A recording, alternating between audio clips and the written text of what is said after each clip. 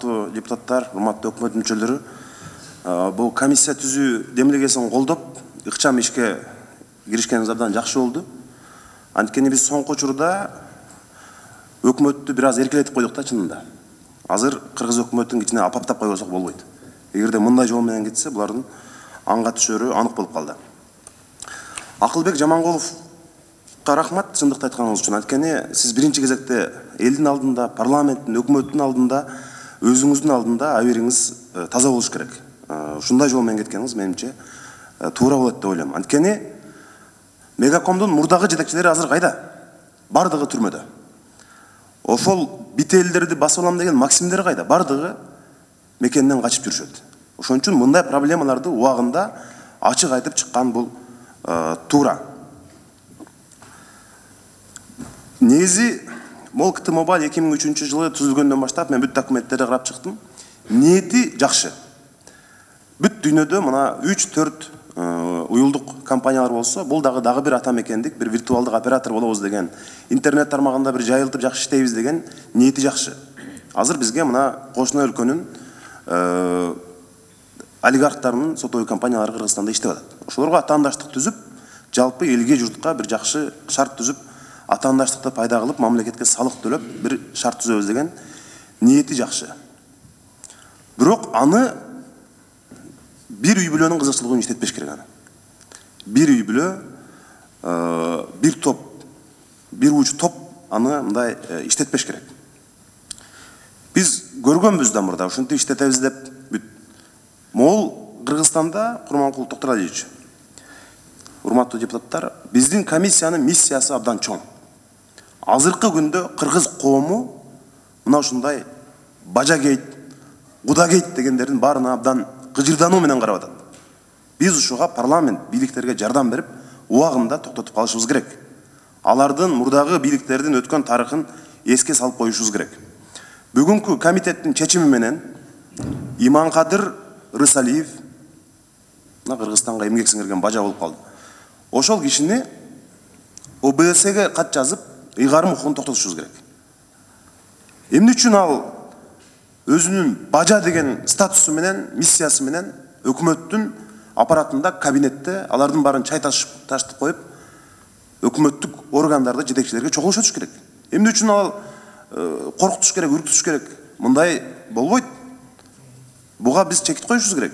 Ошон үчүн бүгүн биз ОБС-ге кат жазып, анан жанагы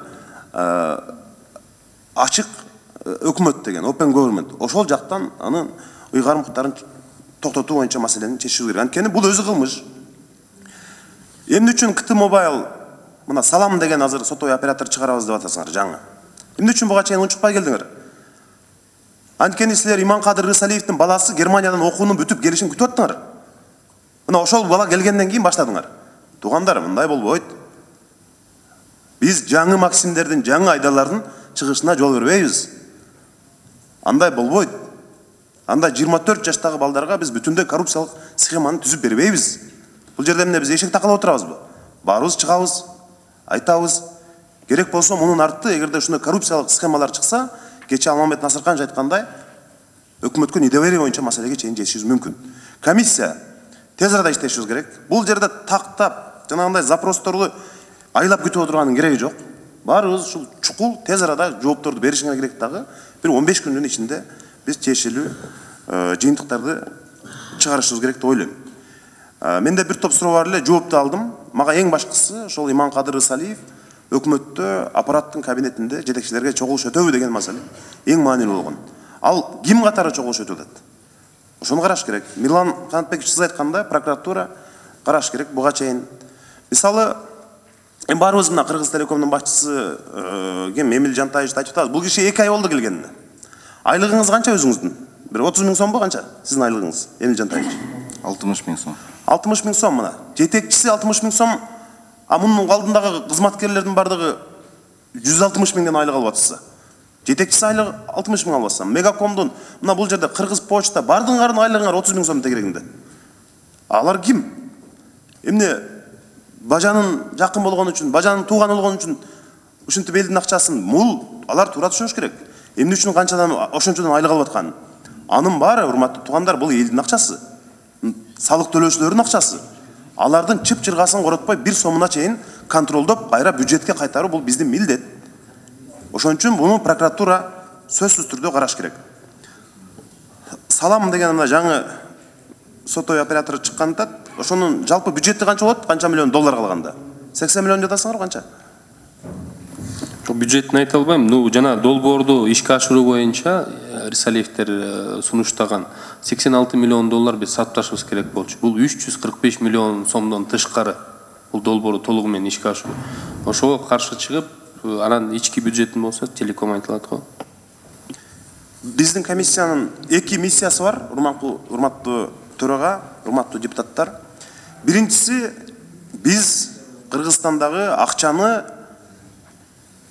өкмөт менен, жалпы эле бийликтер менен жакын болгон бир үй бүлөнүн каалагандай калчашына жол бербешибиз керек. Жаңы уюлдук оператор түзүлсө дагы виртуалдык мына салам деп.